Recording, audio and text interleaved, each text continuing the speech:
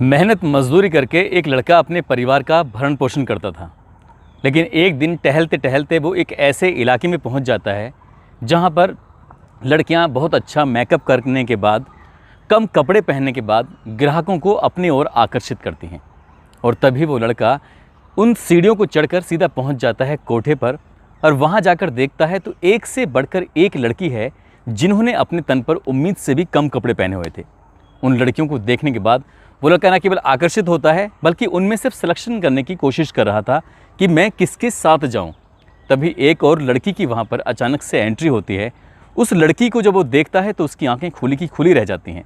साथ ही वो लड़की उस लड़के को देखती है तो उसकी भी आंखें खुली की खुली रह जाती हैं। दरअसल वो दोनों एक दूसरे के रिश्ते में भाई बहन लगते थे, और वो लड़का अपनी ही बहन को उस कोठे पर देखकर बहुत ज़्यादा आश्चर्यचकित था, परेशान था ये सोचकर कि ये यहाँ कैसे आई, यहाँ क्या कर रही है। उसके मन में बहुत सारे सवाल थे, और इन सवालों का जवाब जानने के लिए उसने किसी और लड़की के साथ जाने की बजाय अपनी ही बहन के साथ जाना स्वीकार किया और कहा कि मुझे इस लड़की के साथ जाना है। वो लड़की जब उस लड़के को अपने कमरे में लेके जाती है तब वो अपनी आपबीती जो बताती है, तो उसे सुनने के बाद वो लड़का बैठकर वहाँ रोने लगता है। उसके बाद जो उस लड़के ने किया था वो वाकई अपने आप में बहुत ही शानदार होता है, जिसकी प्रशंसा कई अखबारों में बहुत अच्छे से की गई थी। आदाब, नमस्कार, सत श्री अकाल। मैं उस्मान सैफ़ी। आज की जो सच्ची घटना ये शुरू होती है, दरअसल एक लड़का है जो कि पश्चिमी बंगाल के 24 परगना क्षेत्र का रहने वाला। वो लड़का उत्तर प्रदेश के ज़िला मुजफ्फरनगर में एक सर्राफ के यहाँ पर नौकरी करता था। बात कर रहा हूँ 2 दिसंबर 2017 की। उस लड़के को उस सर्राफ के जो मालिक है उसने कहा कि तुम्हें मेरठ में जो सर्राफा है वहाँ पर जाना है। एक निश्चित दुकान पर उसको भेजा जाता है। जब 2 दिसंबर को ये लड़का चला था मुजफ्फरनगर से मेरठ के लिए, तो इसको जाना है सर्राफा बाज़ार में, लेकिन उसको कबाड़ी बाज़ार से होकर गुजरना है। कबाड़ी बाज़ार को रेड लाइट एरिया भी कहते हैं। और जैसे ही उस रेड लाइट एरिया से गुजर रहा है, उस लड़के की नज़र जो उस दुकानों के ऊपर बने हुए मकानों पर पहुंचती है, वहां से झांकती हुई लड़कियों पर पहुंचती है। तो उन लड़कियों को देखकर वो बहुत ज़्यादा आकर्षित होता है। कितनी ही लड़कियां ऐसी होती हैं जो हाथ हिलाकर इशारा कर रही थीं, अपनी तरफ बुलाने की उससे अपील कर रही थीं। वही नहीं, वो आसपास में जब देखता है तो और न जाने कितने ऐसे आदमी वहाँ से गुजर रहे थे। उन गुजरते हुए लोगों को देखकर भी वो महिलाएं, वो लड़कियां उन्हें इशारा कर रही थी ताकि वो आएँ, उस तंग गलियों से, तंग सीढ़ियों से चढ़कर वो ऊपर आएँ और उनके साथ वक्त बिताएं। उस लड़के ने जब उसकी एक लड़की से नज़र मिलती है तो उस लड़की को देखकर वो लड़का थोड़ा परेशान सा हो जाता है, और तभी वो लड़की एक पर्ची फेंक कर ऊपर से डाल देती है। और जैसे ही वो पर्ची डालती है तो उसमें लिखा हुआ था कि रात को 8 बजे तुम मुझसे मिलने के लिए आना। यही बात सुनकर वो लड़का अब इंतज़ार कर रहा था, क्योंकि उसे उसके मालिक ने सर्राफा बाज़ार में किसी काम से भेजा था। उस काम को करने के बाद वो अपने मालिक से कहता है कि मालिक, मैं थोड़ा लेट हो जाऊंगा, इसलिए आज काम पर नहीं आ पाऊंगा, मैं कल आ जाऊंगा। उसका मालिक कहता है कोई बात नहीं, तुम कल आ जाना।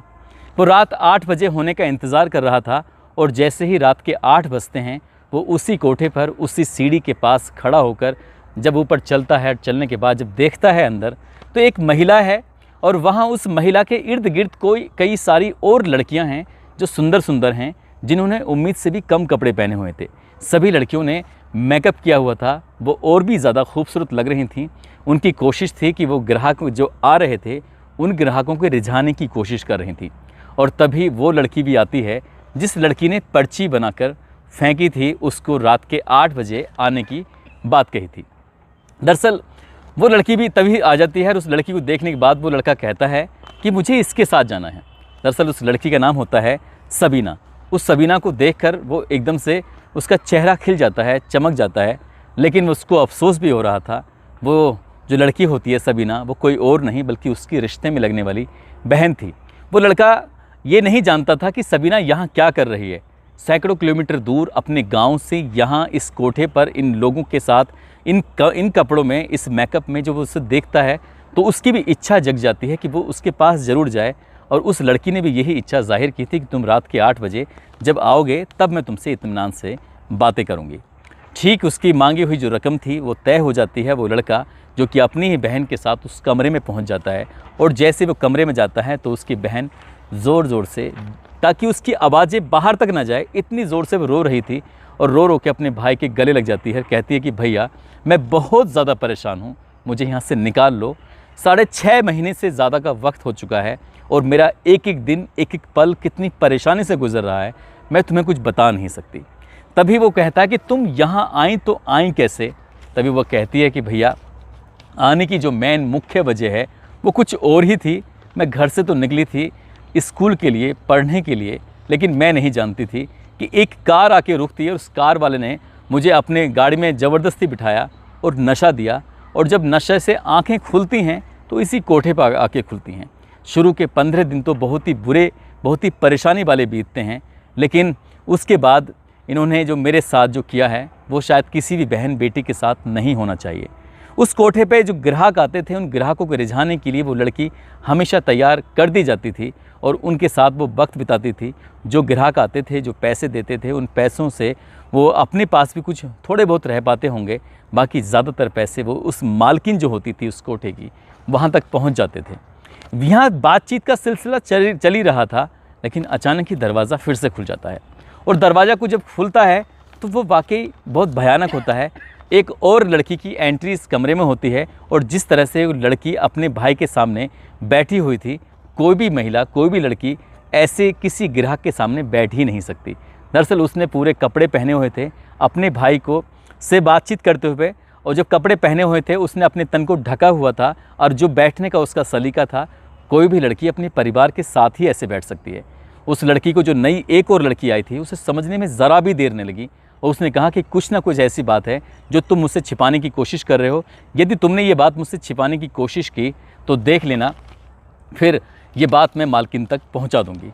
लेकिन जब उसने बताया कि ये मेरा भाई है, मेरे गांव का है और मैंने इससे बताया है कि ये मुझे बचाने की यहाँ पर कोशिश करेगा, तभी उस लड़के ने उस लड़की को भी शांत किया। उसने कहा कि तुम्हें परेशान होने की ज़रूरत नहीं है और मैं कुछ बेहतर करने की कोशिश करूँगा, तुम्हें यहाँ से निकालने की कोशिश करूँगा, लेकिन तुम्हें मेरा साथ देना होगा। और जैसा उन दोनों महिलाओं ने कोशिश की, ठीक वैसे ही कोशिश करने के बाद वो लड़का वहाँ से कुछ देर के बाद रुकता है और रुकने के बाद यहाँ से निकल आता है। जिस दुकान पर वो दिन में गया था उसी दुकान पर फिर एक बार फिर जाने की कोशिश कर रहा था, क्योंकि जिस जगह पहुँचा था वहाँ के नौकर से उसकी जान पहचान थी। उस नौकर के पास जाता है और पूरी कहानी अपनी बयां करता है। कहता है कि भैया यहाँ पर मेरी बहन है, वो कोठे पर है, रेड लाइट एरिया में है, कई महीनों से फंसी हुई है, कितने ही ग्राहकों को कि वो शोभा बनती है, उसे बचाना है। तब वो लड़का उस लड़की को लेकर उस लड़के को लेकर सीधा पहुंचता है नज़दीकी पुलिस स्टेशन और वहां मिलती हैं SHO रश्मि चौधरी, साथ ही DSP संजीव देशवाल होते हैं और इस जिले की उस दिनों कमान संभाली हुई थी SSP मंजिल सैनी ने। और तभी आदेश दिया जाता है एंटी ह्यूमन ट्रैफिकिंग यूनिट को और यहाँ से एक टीम गठित की जाती है। और टीम गठित करने के बाद अब यहाँ पर रेड डाली जाती है। जब रेड पड़ती है, रेड पड़ने के बाद कई सारी लड़कियाँ थी जो यहाँ से निकाली जाती हैं और इन्हीं में से एक लड़की निकल के आती है। उस लड़की ने जो एक पत्रकार होती हैं, उस पत्रकार को जो अपनी कहानी सुनाई, उस कहानी को सुनने के बाद शायद आप भी हैरान रह जाएंगे। लेकिन ये जो लड़की थी सबीना, उस सबीना ने जाकर अपनी पूरी कहानी बताई, किस तरह से उसके भाई ने उसकी जान बचाई। इसके बाद यहाँ से उस लड़के ने अपने गाँव में फ़ोन किया था और उसके घर वाले, उसके परिवार वाले अपनी बेटी को देखकर ज़ोर ज़ोर से रोने लगते हैं, बिलखने लगते हैं। और ये कहानी जब अखबारों के माध्यम से लोगों को पता चलती है तो वाकई हैरानी ही होती है। लेकिन एक कहानी इसके बाद और शुरू होती है, वो कहानी भी कहीं ना कहीं परेशान करने वाली थी। दरअसल ये कहानी थी एक पश्चिमी बांग्लादेश का एक ज़िला है बोगरा, और इसी ज़िले में एक लड़की होती है जिसका नाम होता है शकीला। दरअसल पहली लड़की का नाम भी काल्पनिक था और दूसरी लड़की का नाम भी काल्पनिक ही है, क्योंकि उनकी पहचान बताना उनके लिए सही नहीं होगा, उनके परिवार के लिए सही नहीं होगा। ये लड़की अपने अभी कुछ दिन पहले ही उसकी शादी हुई थी, उसको एक प्यारा सा बेटा भी था। वो अपनी ही एक सहेली के साथ गई थी कहीं बाज़ार में किसी काम से, और जब बाज़ार से वापस लौट रहे थे तो वो लड़की गलती से एक गलत गाड़ी में जाकर बैठ जाती है। और गलत गाड़ी में बैठ जाती है क्योंकि शाम का समय था, और वो गाड़ी जब उसके उस घर से, उस इलाके से कहीं दूर चली जाती है तब उसे समझ में आता है कि वो कहीं दूसरी जगह पहुंच चुकी है। और वहाँ से जब दूसरी जगह पहुंच जाती है तो उस गाड़ी को छोड़कर वो उतर जाती है और पैदल ही सफ़र करने लगती है। तब तक काफ़ी रात हो चुकी थी, जंगल का एरिया था। उस जंगल के एरिया में उसको एक व्यक्ति मिलता है, उससे बहन करके बात कर रहा था कि बहन तुम यहाँ इस जंगल के इलाके में कर क्या रही हो, क्या बात है, तुम्हें यहाँ नहीं होना चाहिए था, ये इलाका बहुत ज़्यादा ख़राब है, बहुत ज़्यादा ख़तरनाक है। तभी वो लड़की कहती है कि भैया मैं करूँ तो क्या करूँ। तो कहता है कि तुम परेशान मत हो, तुम मुझे अपना घर बताओ, अपना इलाका बताओ, मैं तुम्हें तुम्हारे घर तक छोड़ देता हूँ। वो व्यक्ति उसको अपने साथ लेके जाता है और ले जाने के बाद वो उस रात का सफ़र करते करते उसने उसे कुछ खाने का सामान दिया और लड़की उसे कुछ सामान खाते ही बेहोश हो जाती है। उसकी फिर आंखें नहीं खुलती। आंखें खुलती हैं तो अपना देश छोड़कर दूसरे देश यानी कि इंडिया पहुंच जाती है और इंडिया में भी वो कोलकाता में रहती है। और कोलकाता में उसको लगातार एक ही घर के अंदर, एक ही कमरे के अंदर 3 दिन लगातार रखा जाता है। वहाँ खाने को कम मिलता था और लाल रंग की गोलियाँ थी, वो नशे की गोलियाँ बहुत ज़्यादा मिलती थी। वो लड़की समझ नहीं पा रही थी कि जब भी उसकी आँख खुलती थी तभी उसे पानी के साथ वो गोलियाँ देते थे। वो कुछ बोलने की कोशिश करते थे तो बेवजह उसको पीटना शुरू कर दिया करते थे। उसके मुंह से कोई आवाज़ निकलने भी नहीं दे रहे थे। वो इतने जालिम तरीके से उसके साथ पेश आ रहे थे। वो लड़की इतनी बुरी तरह से डर जाती है। उसको बताया जाता है कि अब तुम बांग्लादेश में नहीं हो बल्कि इंडिया में हो। यदि तुमने यहाँ से भागने की कोशिश की तो पुलिस तुम्हें पकड़ लेगी और पकड़ने के बाद दूसरे देश में बिना किसी पासपोर्ट के, बिना किसी वीज़ा के तुम्हें एंट्री करने में जेल हो जाएगी और हमेशा हमेशा के लिए तुम जेल में सड़ती रहोगी। उसके बच्चे के बारे में पूछा जाता है, उसके पति के, उसके परिवार के बारे में पूछा जाता है। बताती है, वो खुद भी गुहार लगाती है, मेरा एक बच्चा है, मेरा उसका कैसा है, क्या होगा। तो वो लड़की, उसका भी रो रो कर बुरा हाल था। लेकिन जब उसने सोचा कि यहाँ अगर वो भागने की कोशिश करेगी तो वाकई भारत की पुलिस उसे पकड़ लेगी। 3 दिन तक वो लड़की जब उसे ठीक से उनकी बात मानने लगती है, 3 दिन के बाद वो लड़की यहाँ से फिर पहुँच जाती है बम्बई में। और बम्बई में जाने के बाद जो उसके साथ होता है उसने उसकी कल्पना ही नहीं की थी। अब यहाँ पर वो देखती है कि एक बाज़ार है, उस बाज़ार में एक नहीं सैकड़ों ऐसी लड़कियाँ हैं जिनके तन पर कपड़े कम होते थे और कम कपड़े होने की वजह से ही वो ग्राहकों को रिझाती थीं और ग्राहकों को रिझाने की वजह से ही उनको पैसे मिलते थे और वो पैसे उस कोठे के मालिकों को जाते थे। उसने अपनी आँखों से जो देखा वो देखकर बहुत ज़्यादा परेशान थी, क्योंकि उसने 15 दिन तक लगातार विरोध करती रही और वो जितना विरोध करती थी उसको उतनी ही मार पड़ती थी। और जब मार पड़ती थी साथ में उसको एक इंजेक्शन भी दिया जाता था। वो इंजेक्शन ऐसा था जो हार्मोन को कुछ तब्दील करता था और तब्दील करने के बाद ही उसके साथ फिर जो कुछ उसके शरीर में उत्तेजनाएं सी पैदा होती थीं तब उसका कुछ करने के लिए मन करता था। और यहीं से उसकी ज़िंदगी ऐसी करवट लेती है कि जिस दिन वो इंजेक्शन नहीं दिया जाता था उसको लगता था बहुत ज़्यादा बुरा। और शुरुआत में जो इंजेक्शन की तादाद लगातार दी जाती थी तो उसके अंदर हार्मोन कुछ बदलते थे और फिर उसको खुद ही पुरुषों से मिलने की इच्छाएं जागृत होती थी। वो अकेली लड़की नहीं थी। जिस कमरे में, छोटे से कमरे में रहती थी, वहाँ 10-20 लड़कियाँ इसी तरह से अलग अलग एरियों की होती थी। कोई पश्चिमी बंगाल की है तो कोई बिहार की है, कोई यूपी की है तो कोई राजस्थान की है तो कोई हरियाणा की है। इसी तरह की लड़कियाँ उन छोटे छोटे कमरों में एक भूसे की तरह भरी होती थीं। हर लड़की को इंजेक्शन दिया जाता था और इंजेक्शन देने के बाद फिर वो लड़की अपने काम पे लगती थी। काम भी ऐसा जिसको देखकर शायद सुनकर आपकी भी रोंगटे खड़े हो जाएंगे। एक एक लड़की से सुबह 10 बजे से लेकर रात 11 बजे तक कभी 80 लोग मिलते थे तो कभी 100 लोग मिलते थे, कभी 130 लोग मिलते थे, कभी कभी संख्या कम रहती थी, कभी ज़्यादा रहती थी। एक महिला अपने ही पुरुष के साथ, अपने ही पति के साथ जब शारीरिक संबंध बनाती है तो उसको लेकर भी कई बार वो परेशान हो जाती है। ज़रा सोच कर देखिए कि एक महिला एक साथ सुबह से लेकर शाम रात तक वो 100 से ज़्यादा लोगों के साथ अगर शारीरिक संबंध बनाएगी तो उसकी हालत क्या हो जाएगी। उस लड़की ने लगभग यहाँ पर 3 महीने गुजारे जो मुंबई के अंदर, और यहाँ से उसको भेज दिया जाता है सीधा दिल्ली की तरफ। दिल्ली में आती है जीबी रोड पर रेड लाइट एरिया में, तो स्थिति और भी ज़्यादा भयानक मिलती है। और यहाँ पर अलग अलग प्रदेश की, अलग अलग इलाकों की, अलग अलग शहरों की लड़कियाँ होती हैं, कम उम्र की लड़कियाँ होती हैं। उन लड़कियों को लाल रंग की दवाइयों के साथ साथ हार्मोन के बदलने के इंजेक्शन भी दिए जाते थे। और उस लड़की ने यहाँ पर लगभग अब 6 महीने का वक्त गुजारा। और 6 महीने का वक्त गुजारने के बाद 3 महीने पहले ही वो आई हुई थी। उसका घर, उसका परिवार, उसने बिल्कुल उम्मीद छोड़ चुकी थी कि अब जहाँ है, जिस हालत में है, शायद कभी अपने घर नहीं जा पाएगी। ऐसे ही धीरे धीरे वक्त गुजरता है। हर दिन सैकड़ों की संख्या में ग्राहक आते थे। उन ग्राहकों को खुश भी करना पड़ता था। और जैसे जैसे उसका शरीर में बदलाव हो रहे थे वैसे वैसे ग्राहक भी ज़्यादा आते थे। लेकिन वक्त जब आगे बढ़ता है तो लड़कियां भले ही चाहे खुश अंदर से हैं नहीं हैं, लेकिन उन्हें जानबूझकर खुश होने की एक्टिंग भी करनी पड़ती थी।